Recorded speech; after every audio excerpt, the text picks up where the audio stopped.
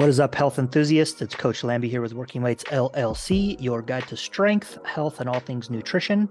I am joined, as always, by my co-host, Dwayne Ulrich, aka Poppy Dworrell, and today we are going to be talking about the confusion that comes from science.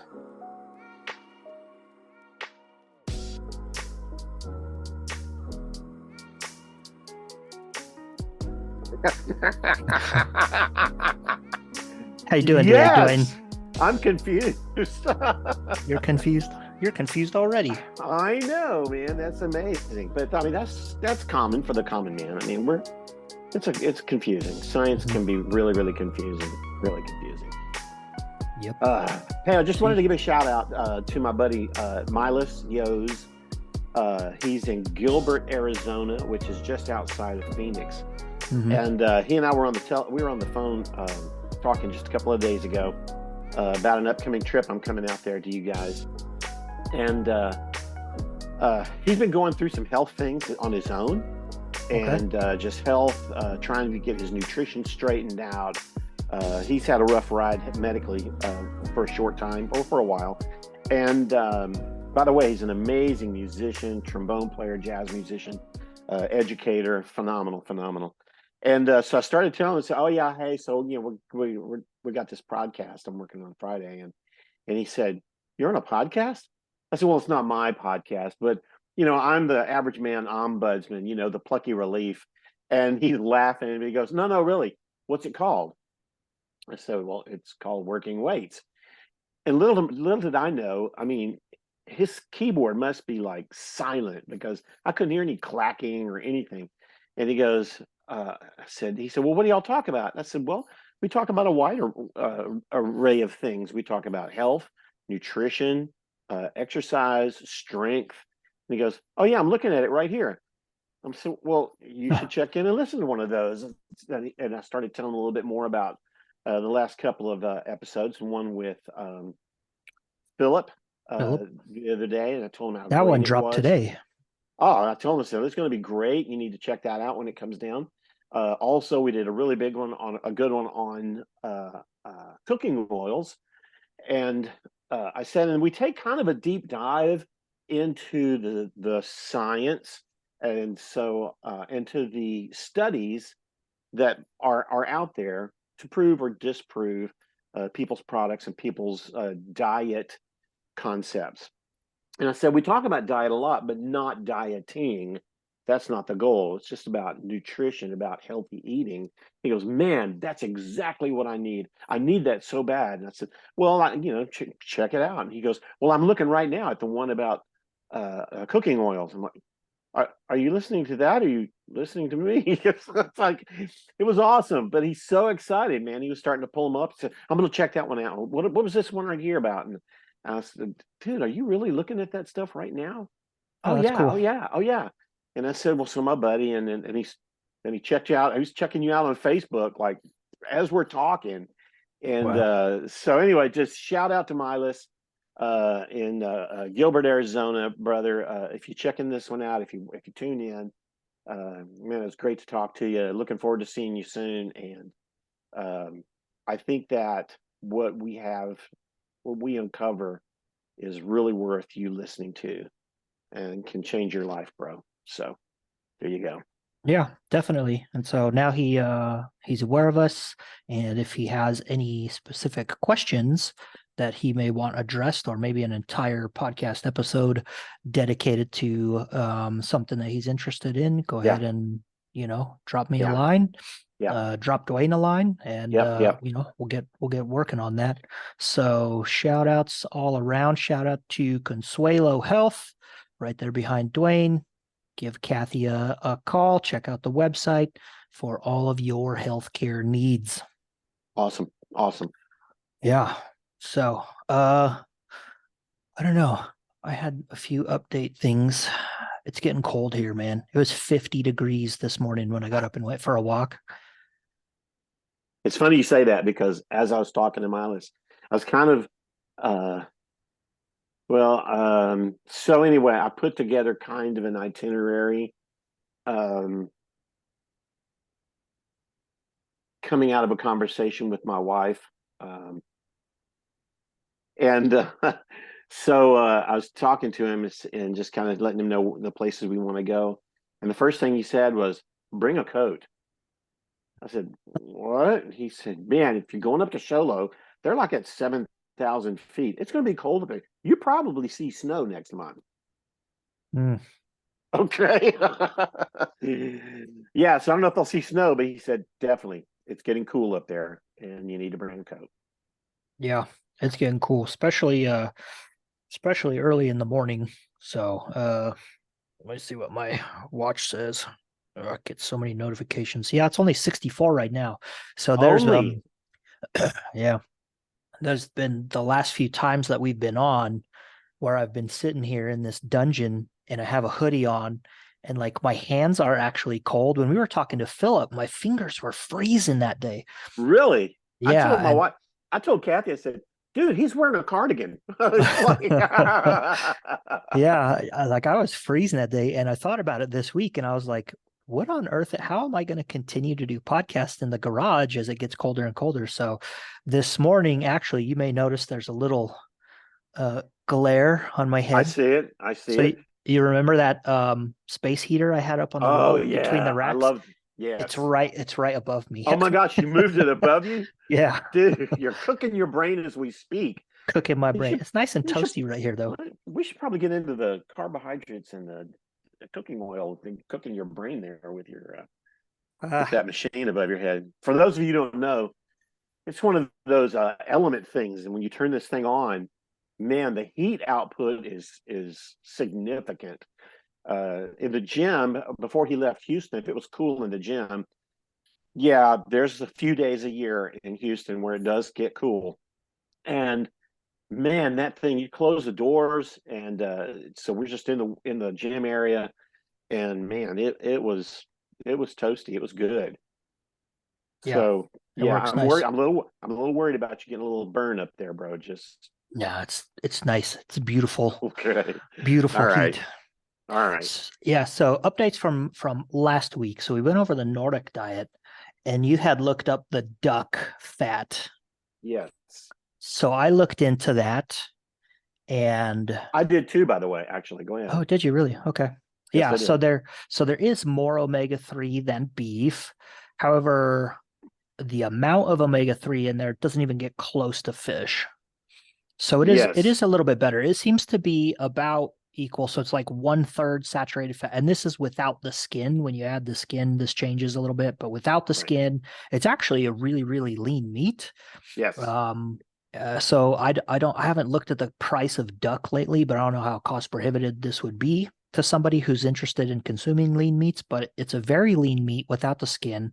It's about 1/3 saturated fat, 1/3 monounsaturated fat, and 1/3 polyunsaturated fat. And that polyunsaturated fat is about equal. The omega-6 and omega-3 quantities in there, as far as their ratios are concerned, is just about equal. So it's a really, really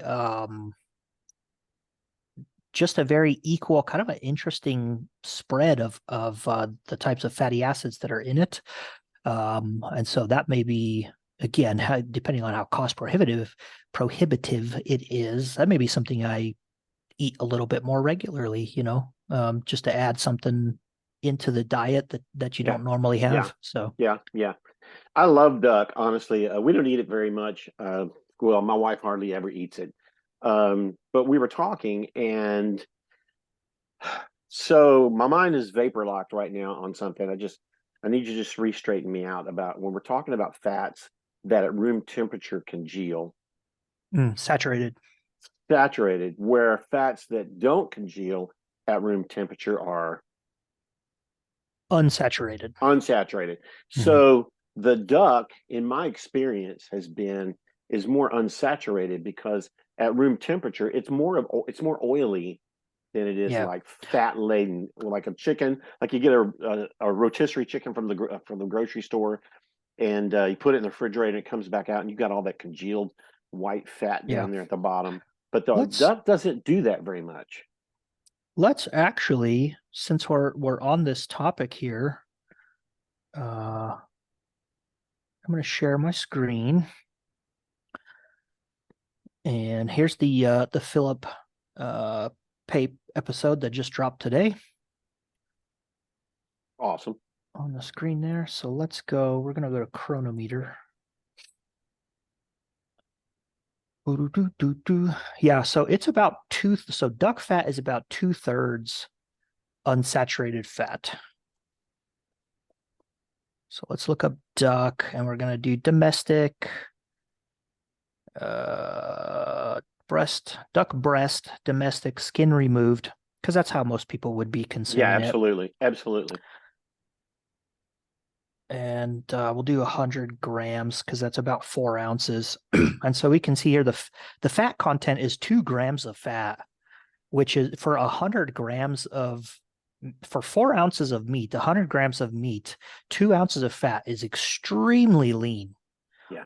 That's really, really lean. And that's surprising. That's surprising. You wouldn't think that. Yeah, and the protein content is 30 grams. That's some of the highest protein content that you're gonna find in a meat. Right. So let's see. We're gonna add that to the diary here. So as we're looking at chronometer here, all I have in here today is the duck breast, 100 grams of duck breast, and we would see like evaluating this on its nutritional basis.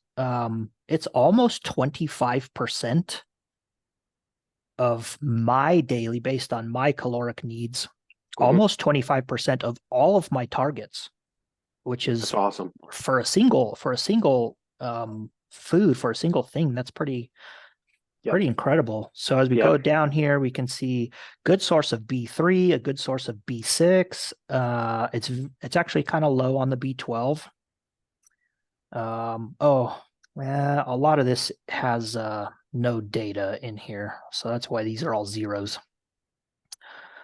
But we'll just scroll down here. So as far as the fats go, we can see that it's about 0.5 gram monounsaturated, right? About 0.5 gram polyunsaturated, and about 0.5 gram saturated, right? So it's 1/3 each of those things. And so if we're looking at trying to get in all of those fatty acids for the day, duck, breast without the skin would seem to be a good source of getting to that. So 0 grams of trans fat, 80 milligrams of cholesterol, which is, in my opinion, a good thing. We're looking at, a mild amount of copper. So 7% of your daily value, your daily intake in copper, 9% of your iron, 33% of your phosphorus, 55% of your selenium, 7% of your potassium, which, meat's not high in potassium, but this is a really, really good meat. It's awesome. Yeah. And so I want to do one more thing. If you could go back, let's look at like I don't know if we can look at a thigh or a leg, because I think we're going to find that numbers might be a little bit different on those. And if we could find that, of course, with skin removed. So you want me to find duck thigh? Thigh. Let's go with a thigh.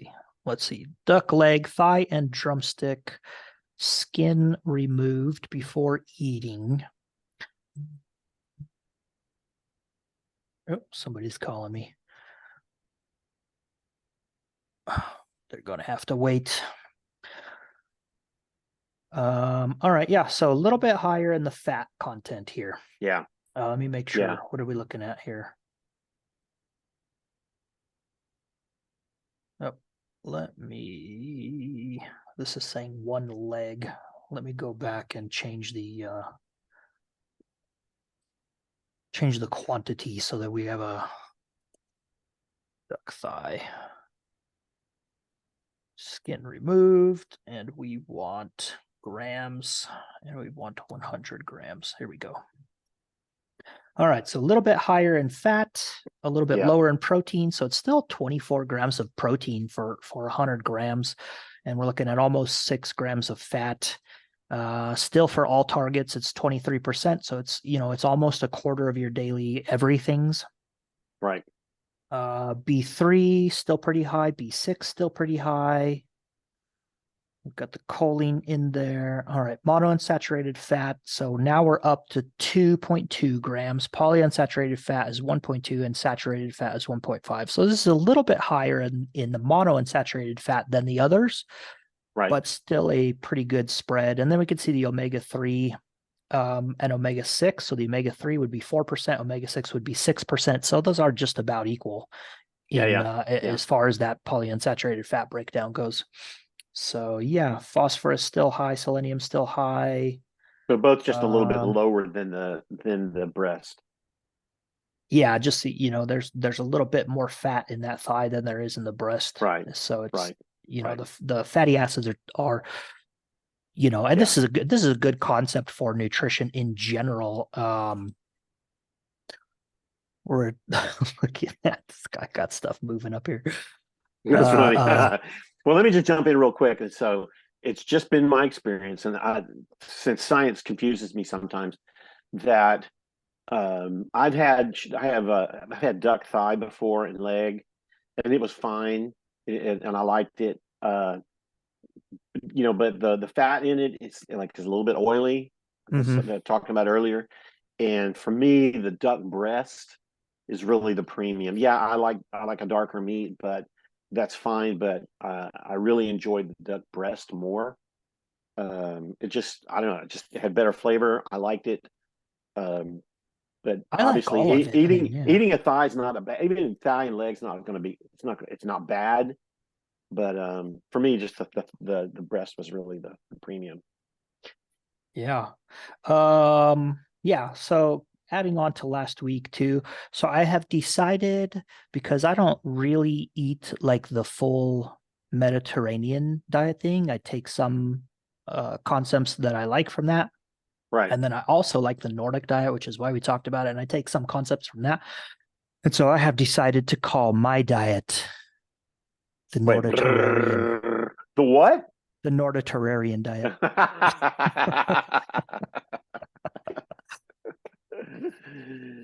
Oh my gosh. Copyrighted and So I recorded here one of my days. So I looked into what it would take to meet the Nordic diet requirements on meeting all of the vegetable intake and fruit intake and all of that stuff. And so I did the best that I could for that day.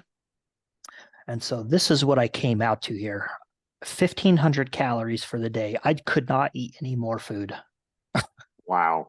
Doing this. Wow. So I shot for that higher end, the 800 grams of vegetables, which did not count in the potatoes. So I had 1 can of canned potatoes, and I had some beans, and I had some green beans, which they counted as part of the legume family. Right. So all of the other vegetables that I ate for the day, I definitely got that 800. I think I got more than 800 grams of vegetables, but I also got in the potatoes. I also got in some black beans, and I also got in green beans. And it was just incredibly filling and satiating. I just couldn't eat any more of that.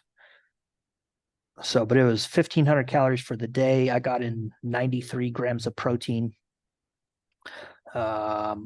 which, for 1,500 calories, I don't think is too bad, especially with the amount of vegetables that I ate. And so right.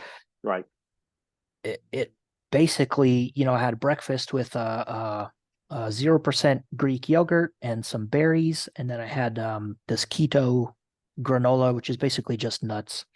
So that checked the boxes for low fat dairy, getting in my berries as part of that 800 grams of vegetables, fruits, and berries.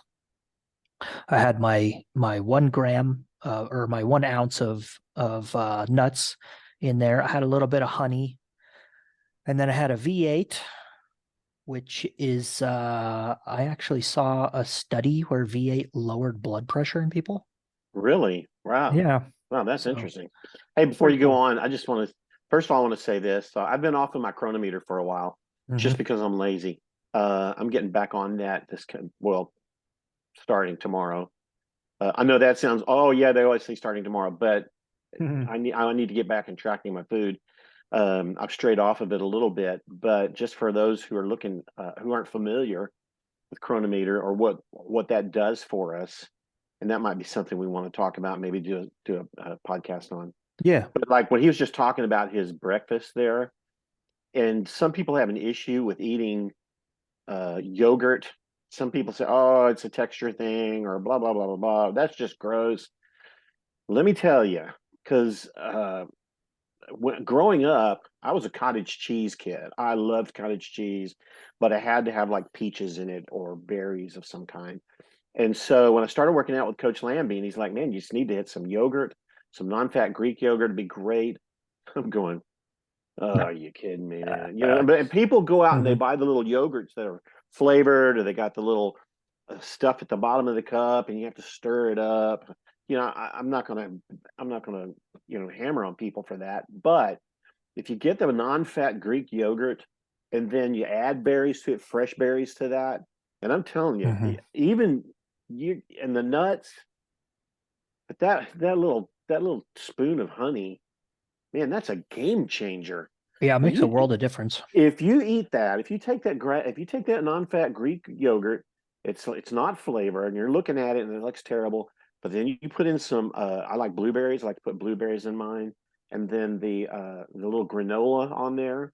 Mhm. It's hard to get all that in the same cup. Or if you do it in a larger container, you can put it in a little bowl, and it just works out great. And it's just, man, that spoon of honey, man, it feels like you're in sin because it's so Yeah. good. It's so Yeah, good. and it doesn't take that much. So for the yogurt, I had 250 grams, and one serving of that is 170. Right, So, I had almost two servings of the non-fat Greek yogurt, right. and I only had 10 grams of honey. I actually measured it out.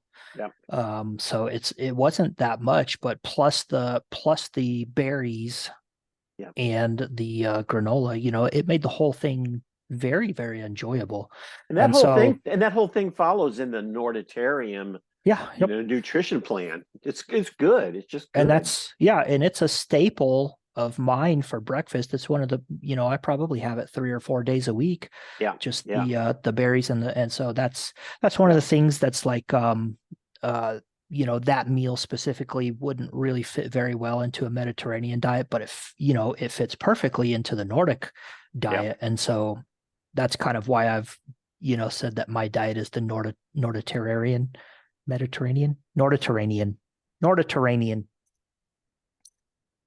So, but for this whole day, Norditarian. it basically was two meals. I had breakfast, and then I made this gigantic lunch, which was 830 calories. And then I kind of had a little snack later on in the evening. Mhm. But everything that I ate during this day was all canned and frozen. Was the salmon canned? The salmon came in a package. Okay, cool. So it wasn't canned salmon, but it was in a package. And the reason that I buy the package versus the canned is the sodium content. So in that Right, package, it was where is it? Right here. It's right. 3 ounces. And I think it was like 19 grams of protein, but it only had 75 milligrams of sodium in there. Yeah. So yeah, so for 1,500 calories, how far did I get in my nutrients for the day? And some of this is based on the RDI, which is going to be the same for most people. And then some of it is based on my specific caloric needs, which are higher than most other people's. But I got 70% of all of my targets. 82% of my bone health here. Vitamin C is through the roof. Awesome. Vitamin B12 through the roof. Iron through the roof.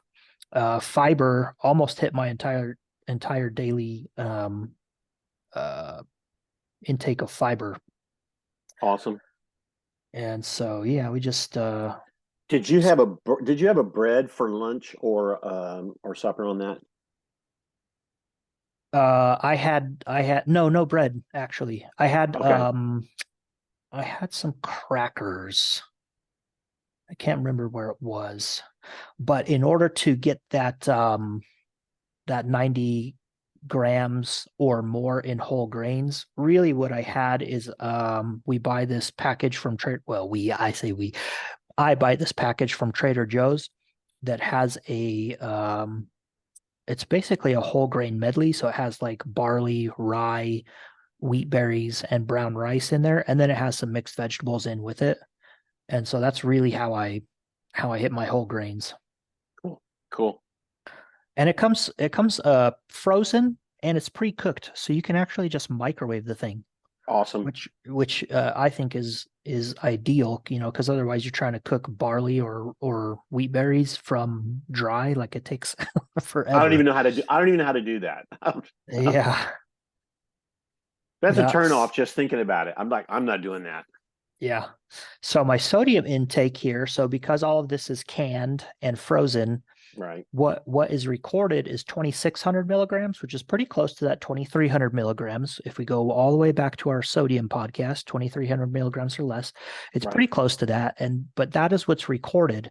Now, for all of the canned products that I used, I drained and rinsed them, which is going to remove some portion of that sodium content. So my actual sodium intake for the day would be less than this 2,600 milligrams.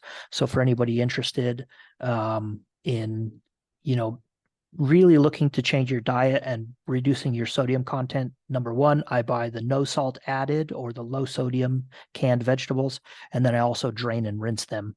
And so that's going to be further reducing that sodium content. So what is recorded does not actually reflect what was consumed, and what was consumed would be lower, which would put me under that 2,300 milligram per day. So I know that sounds weird to some people. Maybe it does, maybe it doesn't. It did to me kind of when I first thought about it and you and I first talked about it. But even like canned green beans. Now my wife, she's like she's not a fan of canned green beans. Mm-hmm.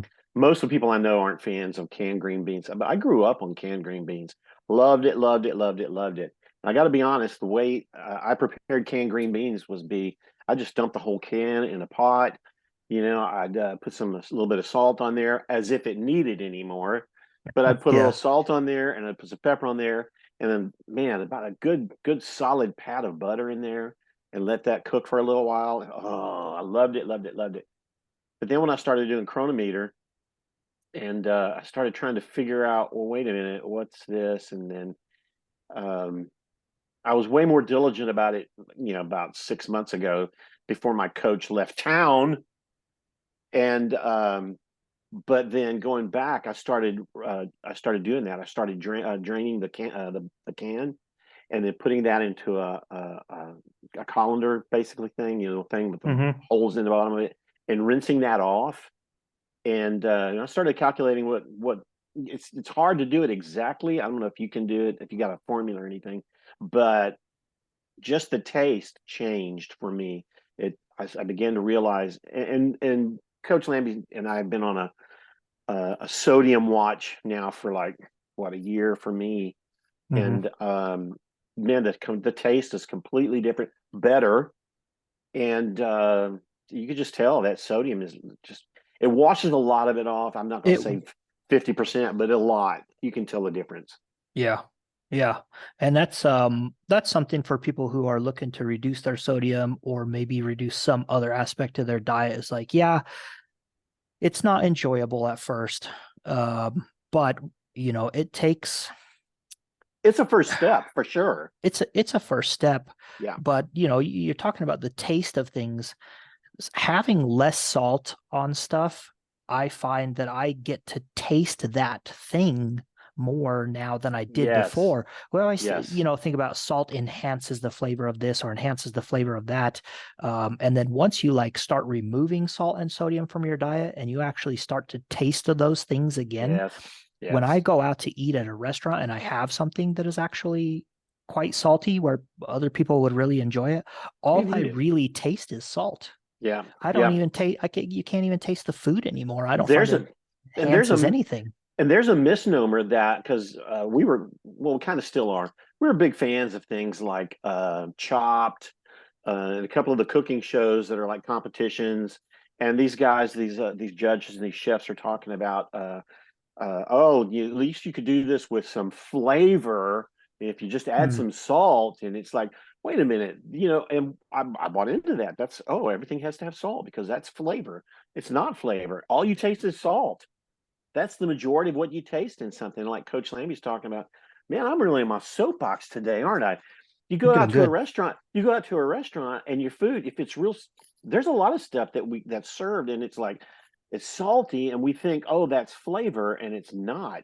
And so when you start cutting back on your salt, especially like washing off your canned vegetables with stuff, and just cook with less salt, get the low sodium cans of green beans, any of that stuff. Go low sodium on it, and you'll start to taste food.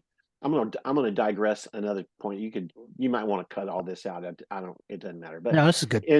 in when I was in college, I worked my way through college. I was working at Pizza Hut, and some friends of mine came over from a nearby town, nearby college, and they came over, and I really set them up, man. They got a meat lovers pizza. I mean, I just poured it on, and these guys all just strapping, healthy dudes, and they each could eat like maybe 2 slices of a giant pizza, and they took the rest to go.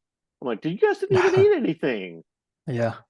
And a buddy of mine that I worked with, just amazing, amazing guy. His name's Ralph Ortiz. Ralph lives up in the Killeen area, and he made himself a what we call an employee meal. He had a little personal pan pizza, some sauce, a little bit of cheese, sprinkled just a little bit of meat on it. I mean, maybe a quarter cup on a pizza this big around.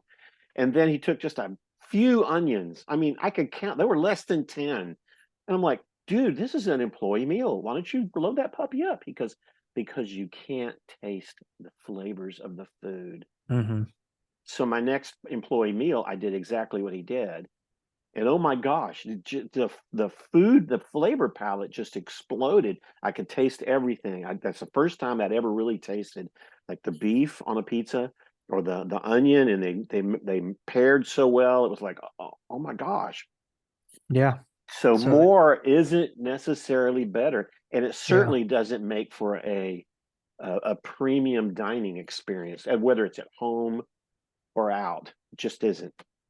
Yeah. I'm off my box. Word. Yeah. I didn't add any salt to any of that stuff that I made either. So I used a few herbs and some spices. So I have a Greek blend that I really, really like. I have an Italian blend that I really, really like. And then I have a Tony Chachere's. I think it's called Pizza and Pasta Magic. Oh And yeah, it's a low sodium one as well. I think it's actually zero sodium. it's so good. And those three with some black pepper. I like the pepper medley, the peppercorn medley. Yeah, And man, that's really all I use to flavor my food. And you get so much more other than some basil and cilantro, stuff like that. But yeah, you get so much more of a taste experience by not just dousing the thing in salt. yeah, And yeah. there's a whole you start to taste all of these different ingredients kind of individually in there Chew your rather food, than just one thing. savor it, Yeah. savor it. Man, I'm getting hungry just speaking. Yeah. All right. Well, so let's talk about what we came to talk about here. And so as I was preparing this week, so people don't know, but we have been having some technical difficulties every single week.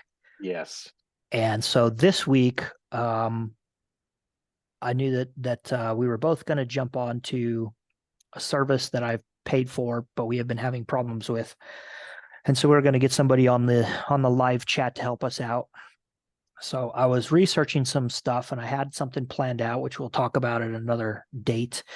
But I ended up coming across these two articles in the American College of Sports Medicine. And I found one first, right, as I'm scrolling through looking for studies to kind of go through and see what we were going to talk about. And I found the one study, which was this one: muscle growth does not contribute to the increases in strength that occur after resistance training. And I was looking for studies. This is an article And so I opened it up and I just kind of gave it a quick glance and I said, yeah, this isn't really what I'm looking for this week. And I kept scrolling down and ended up coming across, if it'll come up, this article. Muscle growth does contribute to the increases in strength that occur after resistance training. But this is the same. This is the same. Medicine and Science and Sports and Exercise. It's the same. These articles are both published in the American College of Sports Medicine. This article says that muscle growth does contribute. This article says muscle growth does not contribute. And I just thought, before I even got into reading these things, I just thought, you know what? This is a perfect example. Yes. Of how people get confused. Yes. And where we get this notion that, well, we have all of these studies that say polar opposite things of each other. So how can we actually know the truth? Yes. So that's kind of what I wanted to talk about today. And just to make a short podcast where I knew that we were going to be having these technical things that we were working on. So we weren't going to have a lot of time to devote into deep diving into something. But I came across both of these and I thought, you know what, let me read through these fellas and we'll see which one does it. Let me pull up the does contribute first. So one of the first things that I looked for was the date. Let me see if I can zoom in here. All right. So this is the article that says muscle growth does contribute to strength increases. Okay. So this was submitted for publication in September of 2020. And it was accepted for publication in March of 2021. Now we'll go to the does not, and you can see that both of these articles are put together almost identically. So this was submitted for publication in January of 2021, and it was accepted for publication in February of 2021. So our article that says muscle growth does contribute to strength was submitted before this one, but it was published after this one. And then when we scroll down, we'll see that this one has a response to Folland and Balshaw. We'll go back to our does. Too far.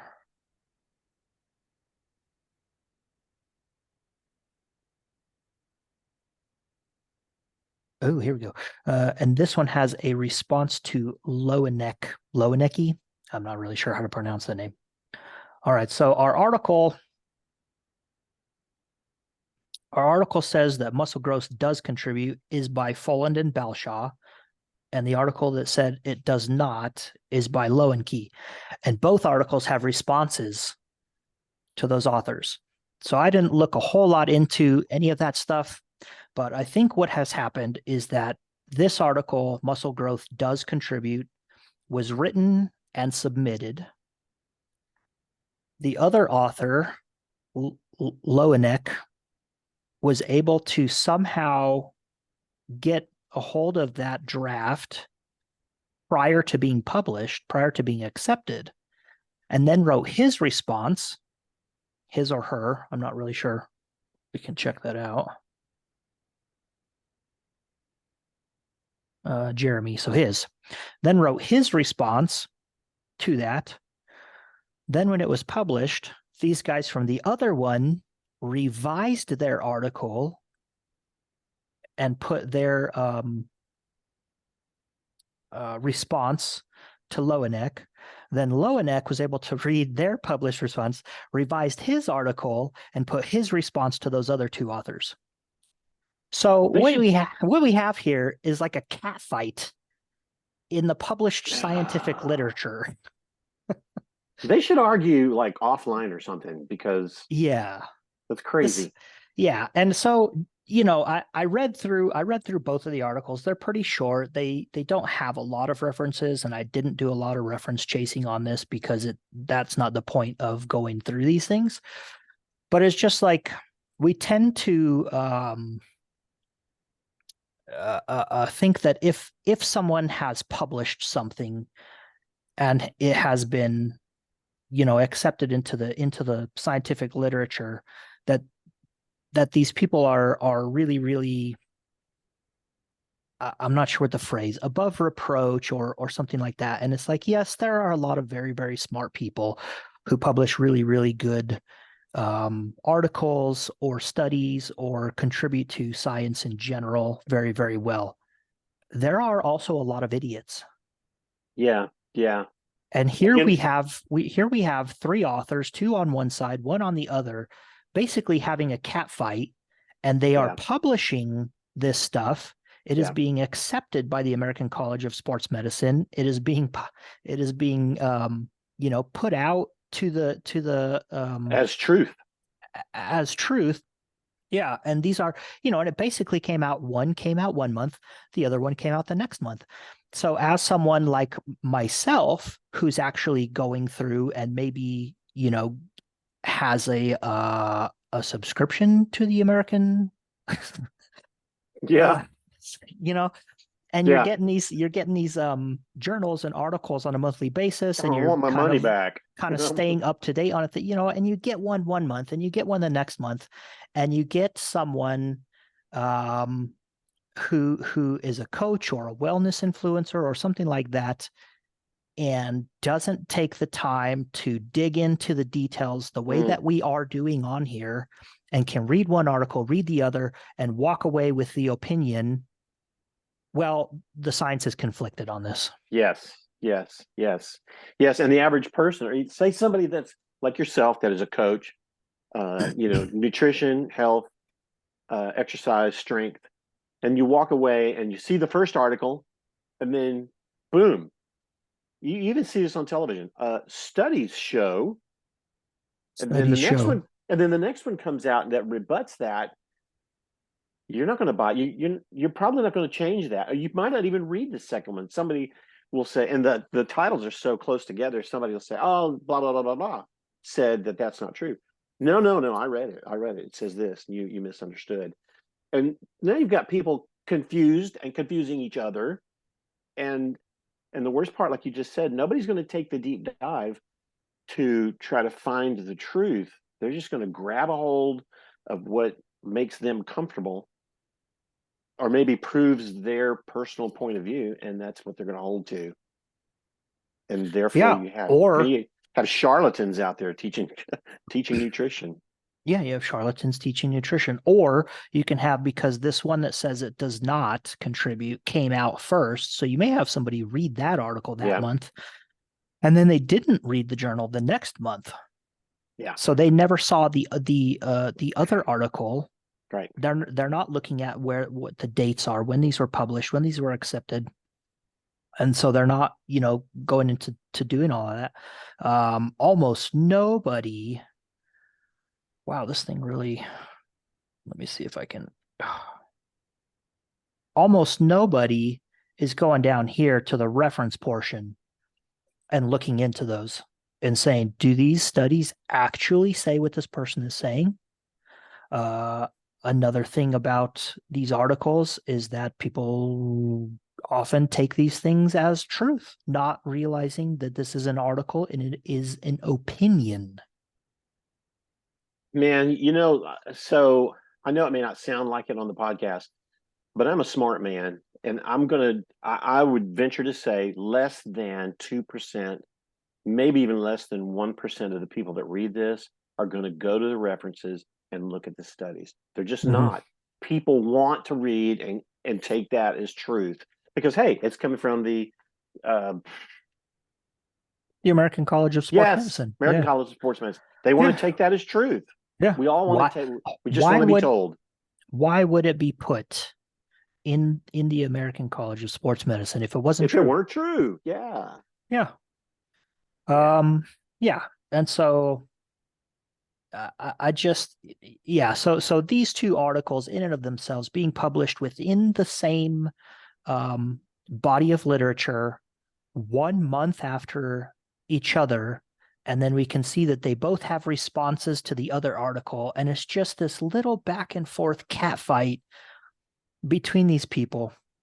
So this is how science becomes confusing to people.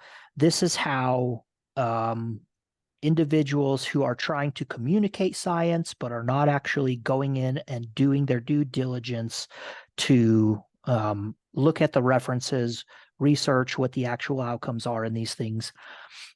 That's how they walk away saying, well, the science is conflicted on this, or they're getting one article but not the other, and then saying, well, hey, I guess muscle growth doesn't contribute to stress, so we don't actually need to worry about trying to get your muscles bigger. It has no effect.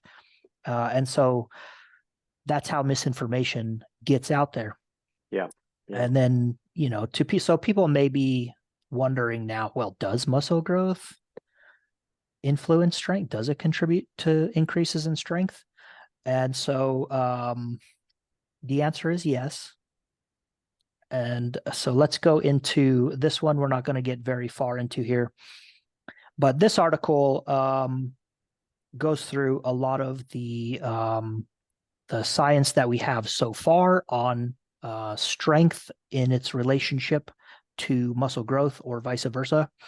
And so what we have is like 40 years of science on this.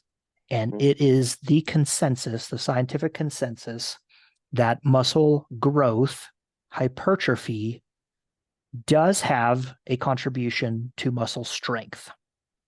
Okay. Yes. And we see within the literature, and I have it highlighted right here at the top, that we can explain somewhere between 50 to 80% of strength differences between individuals. 50 to 80% of that can be explained by differences in muscle size. Yep. And so I'm gonna throw a question out there. Yeah. All right, I kind of already know the answer, but so there will be those people that say, well, are you talking about bulking up like like Brian Shaw or these giants, Hafthor, and is it that bulking up? Is that the only way to gain strength and muscle size? And that's not true at all. So can you highlight that a little bit? And yeah, so in other words, my biceps not going to be 27 inches around anytime soon, but I do have muscle growth. And just can you just highlight some of that? Yeah, so there are several factors that influence muscular strength, and muscular strength is defined as force production. So you are producing force against an external resistance. Right. And there are several factors, and one of those is muscle size, and another one is neuromuscular efficiency.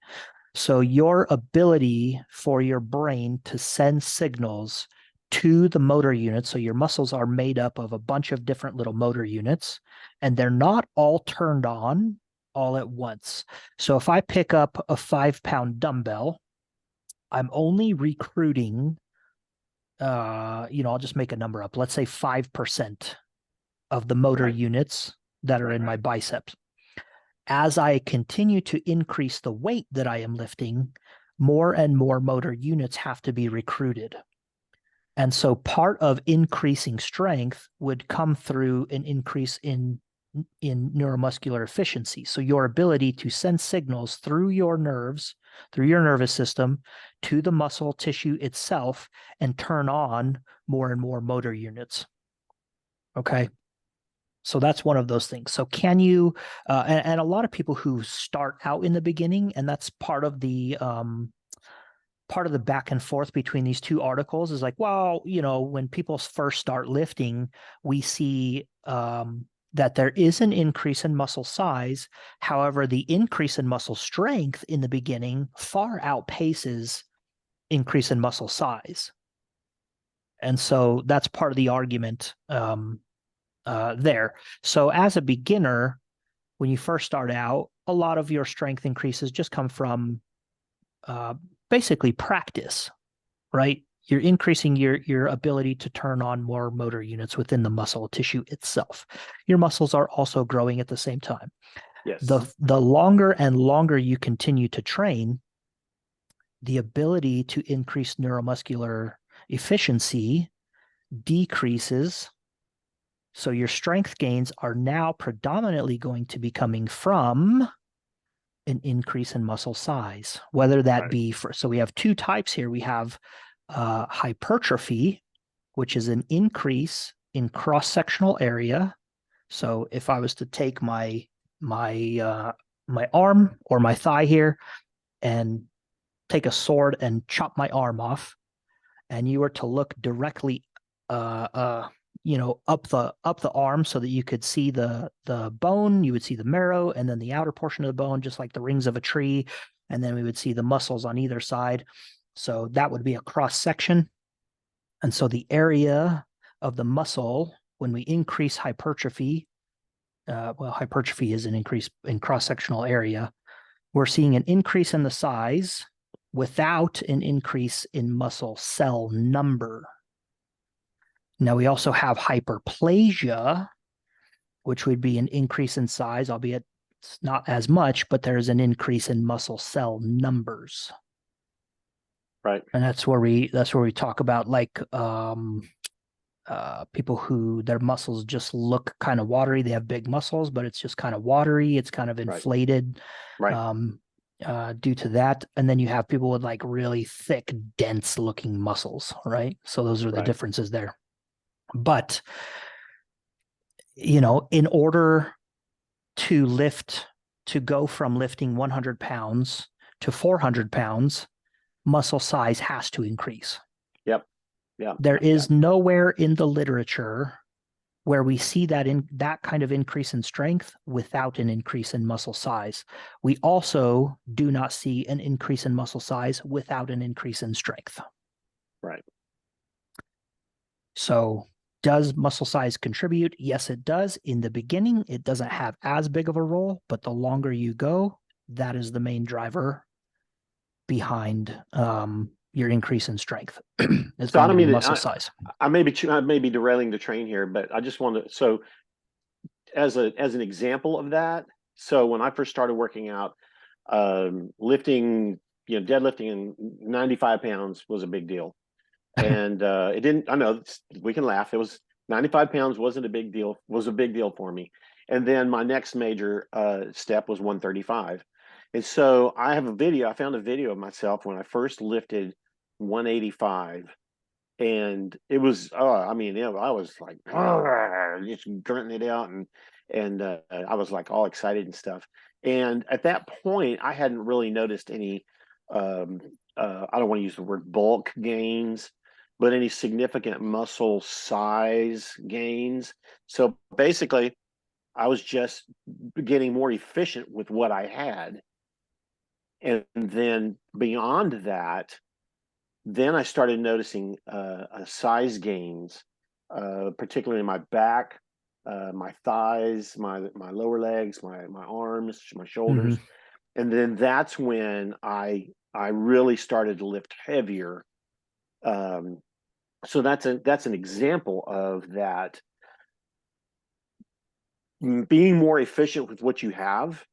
And then you get to a point where lifting a heavier weight can only come from increase in actual size of the muscle tissue. Yep. So it's a good explanation there. Thank you. Yep. So we will round this out here. So we're in this article, muscle growth does not contribute.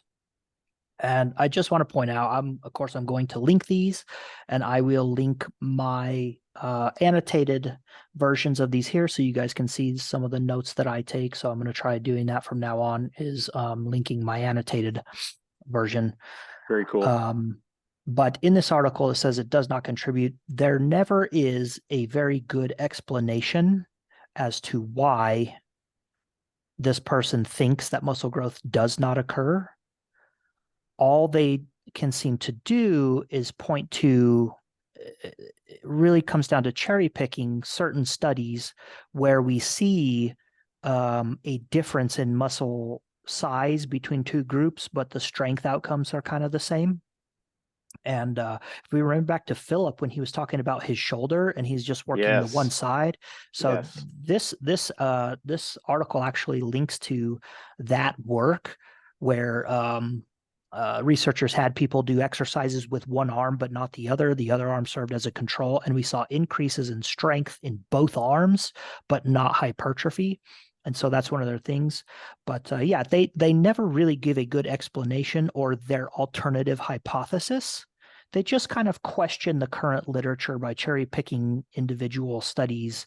And I'm not going to say misrepresenting what they mean, but I'm gonna say where I'm going here in a minute. But several times throughout the article, we can see it highlighted right here in red. Let me see if I can zoom in. Several times they ask this question. It must be asked, what would strength look like had muscle growth not occurred?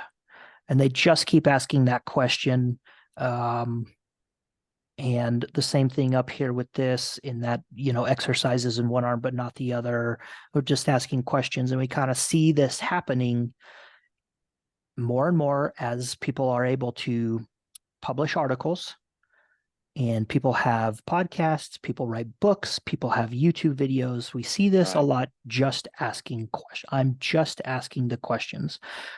And we're in certain groups now, and I might say that we can call one side the evidence-based, and we refer to these people who are just asking questions as JAQing. They're jacking off.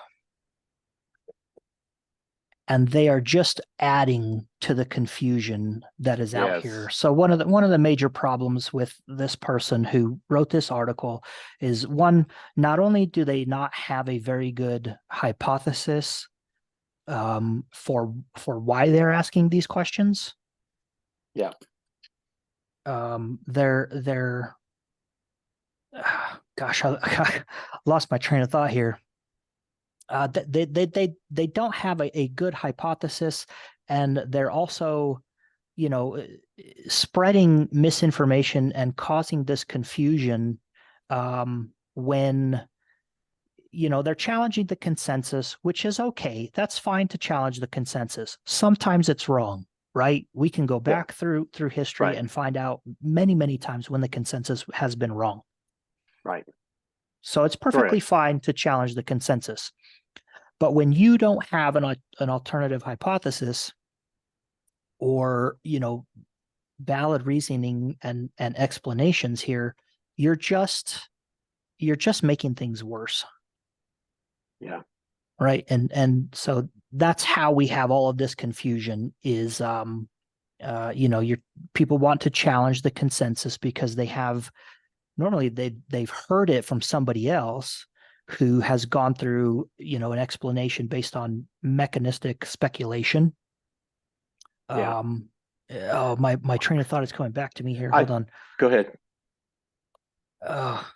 God, no, go ahead. Say what you're going to say. I was just going to say that a lot of this comes down to the individual that's doing the questions, that's asking the questions, or who's poking fun, or not poking fun, but poking at the study. If you don't have something good to say, then why say it? And a lot of times that comes down in the podcast world, even in these articles, which these guys just kind of showed themselves to be silly, is that they're kind of, maybe could it be about ego? Maybe it's because maybe they just didn't like somebody, or maybe they think they're just trying to assert their intelligence, or that they're, they've got wisdom in this, or why you should listen to my podcast versus theirs. And it doesn't become about the end result for the user, or for the trainer or the nutritionist. It doesn't become about the end result or what's better for people. It's just asking questions to be asking questions. It's almost like being a keyboard pirate. It's just jacking off. Just exactly. It's just, you're out there just, that's not true. Yeah, just jacking off. Nobody's going to knock on your door and say you're wrong. No. Yeah, exactly. Yeah. So I remember I was getting to this. So it's one thing to challenge the consensus. It's another thing to do it without a hypothesis, an alternative hypothesis. And it's also another thing to do it when you don't accept the explanations that are given for the consensus. Yes. Okay. Yes. So if you want to challenge the consensus and then challenge the explanations, but what we're finding more and more often is that people don't have their alternative hypothesis, and they're also just not accepting the explanations. And so a Yeah. good example of this is in the diet and nutrition world, we often see, ancestral populations being referred to for certain dietary preferences, or um, primitive cultures that still exist today, and the way that they do certain things, is the explanation. And so oftentimes these people are challenging the consensus on what current dietary advice and guidelines are, and they're using these ancestral populations and saying, well, listen, we look over here and we see this. How can you explain that? And the problem is the explanation has been given. They just don't accept it. And the explanation is that, well, we can attribute a lot of what's happening with those populations due to survivorship bias, right? Mm-hmm. So the the infant mortality rates in general among those populations are extremely high. And so the people that we would expect to develop certain diseases or something due to lifestyle and diet related causes are dying early enough that they're not making it later into the age. And so the people that are left, the people that are alive, the ones who we're pointing to as our prime example of, well, these people are doing this, so why don't we do that? Well, those people are the healthiest, most robust specimens of their population. Yeah. Yeah. So, you know what I mean? And so it's to say, well, it's not that those people don't exist in this other population. It's just that this other population also has low infant mortality, low, disease, low mortality due to disease and other causes. And they also have great medical care. And so a lot of those people who would have died off in the ancestral population are now living, and we're seeing these things pop up in them. And so they don't accept that explanation, and that becomes the problem. Exactly. Yeah. Exactly. Yeah. All right. Good stuff. That's all I got for today. That's a lot. We covered a lot of territory today, man. Yeah, we did. We did. It's good stuff. All good stuff. Yeah. All good stuff. All right. For those of you that are watching, I say the world is round. If you say the world is flat, you better come with some evidence and some studies. Don't just not, oh, I don't believe it. Well, why? Why not? What is your criteria? What are you looking at? There. Well, you're good. Now we're gonna get hate mail. You brought up the flat Earth. Yeah. It's just an example. I'm just asking questions. Just asking questions. JAQ. JAQ. All right, folks. Don't JAQ off. Yeah, exactly. All right. Well, that is it for this week, folks. I hope this helps somebody. We will be back next week with hopefully a little bit more in depth. As always, if you guys have questions, please submit them to the podcast or to me on Facebook, and we will address your questions and probably even at this point give you an entire podcast dedicated to your questions. So perfect. Get those questions in. Our 5th episode just dropped today. We are quickly approaching 100 downloads. So I want to thank everyone for listening. I want to thank you guys for sticking around. We appreciate every single one of you guys. I hope that this episode has helped somebody. Dwayne, some way, I hope I blew your mind today. Oh, you did. Absolutely. All Absolutely. Right. That is it, folks. Lambie out.